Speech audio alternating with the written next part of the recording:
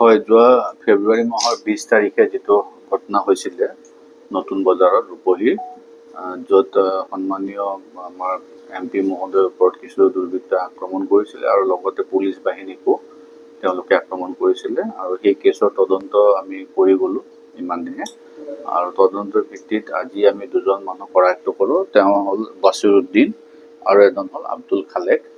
আৰু তেওঁলোকক আমি ইতিমধ্যে নগাঁৱৰ কেছটো আৰু যিটো ৰূপহীত দুটা কেছ হৈছিলে আপোনালোকে জানে, সেই দুটা কেছত আমি তেওঁক এৰেষ্ট কৰিম আৰু বাকী যিখিনি লিগেল একশ্যন ল'ব লাগে আমি তেওঁৰ ওপৰত ল'ম। আমি এতিয়ালৈকে এজন তেওঁ আমাক যিখিনি FIR-ত নাম দিছে, আমি এজনকৈ চালি জাৰি ফুটেজৰ লগত মিলাই চাই আছোঁ।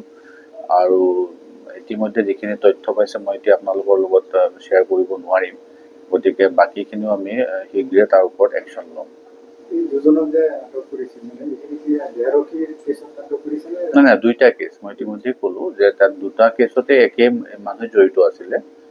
গতিকে এটা আমাৰ দেহৰক্ষী যদুমণি বৰাই দিছিলে, সেই কেছটোতো আমি এৰেষ্ট কৰা হৈছে, আৰু এটা অনাৰেবল MP ৰকিবুল হুছেইন ডাঙৰীয়াও দিছিলে, যিটো নগাঁও পুলিচ ষ্টেচনত ৰেজিষ্টাৰ হৈছে, কাৰণ তেখেতে তাতে দিছিলে। সেইটো কেছতো যিহেতু তেওঁ নেম একিউজ কৰি দিছিলে FIR-ত, গতিকে আমি তাতো তেওঁলোকক এৰেষ্ট কৰা হৈছে। নাই, এতিয়া নামটো বহুত কেইজনৰে দিছে, এতিয়া কোন ক'ত কেনেকে জড়িত হৈ আছে আমি তাৰে তদন্তটো চলাই আছোঁ, আৰু ফুটেজৰ লগতো মিলাই চাবলগীয়া হৈছে বহুত কথা। গতিকে পৰৱৰ্তী সময়ত আপোনালোকক জনাম। না, হাৰাটো প্ৰশ্নই নুঠে, হাৰাটো এইটো আৰু কেতিয়াও হাৰি যোৱা কথা নাই।